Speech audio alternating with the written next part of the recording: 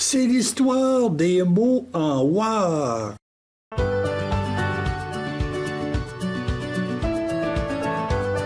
Ma mère avait une cousine religieuse et un bon dimanche, elle a invité toute la famille à une visite de leur couvent. Une journée porte ouverte. Mon souvenir d'enfance, c'est qu'elle parlait du nez d'un ton aigu et une tierce au-dessus du langage populaire, un peu comme certains reporters de nos jours dans les médias. Alors on entre dans le parloir, endroit pour recevoir et parler.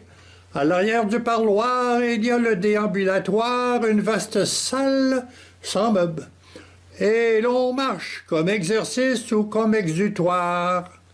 De là, on se rend à l'oratoire, une sorte de chapelle. Et à l'autre extrémité, un escalier. Si on monte, on arrive au dortoir, endroit pour dormir. Si on descend, on arrive au réfectoire, endroit pour manger.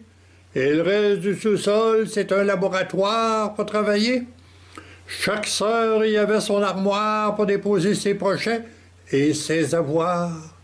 Oh, j'en avais déjà assez, merci, bonsoir. Me suis longtemps moqué de sœur Cécilia. Et j'ai tout fait pour ne pas retourner la voir. L'imiter était déjà bien suffisant et réconfortant. Plus tard, dans mes années de collège, j'arrive en versification, année où on devient poète. On avait souvent comme devoir de composer des sonnets, 14 vers avec des rimes alternées. Pour aider les créateurs en herbe, on disposait de dictionnaires bien spéciaux, des dictionnaires de rimes. On commençait donc par la fin de la phrase et on remontait des mots pour parvenir à un alexandrin de 12 pieds. Hélas, aucun spécimen n'a survécu. Mais les souvenirs des tâcherons de la poésie sont encore bien présents. De cela, il y en a tout un répertoire. Dans les années 70, je faisais de l'enregistrement sonore et j'ai reçu, entre autres projets, la mise en musique des comptines de Jeannette d'Alpé. Je vous lis la petite courte comptine appelée La Lune. Quand dans le noir, tous les soirs, tu te fais voir, j'aimerais pouvoir aller te voir par un beau soir sur ton perchoir. Dès la maternelle, on met dans le savoir le répertoire des enfants des mots en war. En devenant sémiologue, j'ai fait des associations et des théories peu scientifiques pour classer les wars. Une catégorie comprenait les lieux de couvent, comme on vient de le voir, où chaque mot renvoie à une activité ou à un état spécifique. Et on peut étendre cette catégorie. À l'école, on fait nos devoirs, une activité. Ma perruche reste de longues heures sur son perchoir. En voyage, on s'arrête à l'observatoire.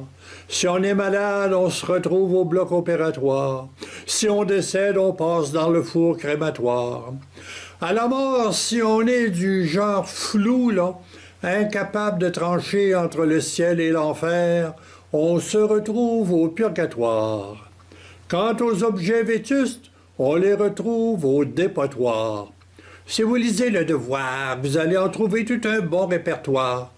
Ça, c'est juste un essai exploratoire. Pour bien comprendre, le deuxième degré vous aidera à bien percevoir un savoir qui ne sent pas le nez bouché, un nez qui fait parler une tierce trop haut.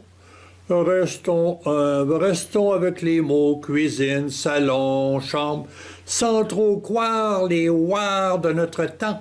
C'est juste des accroires. Au revoir.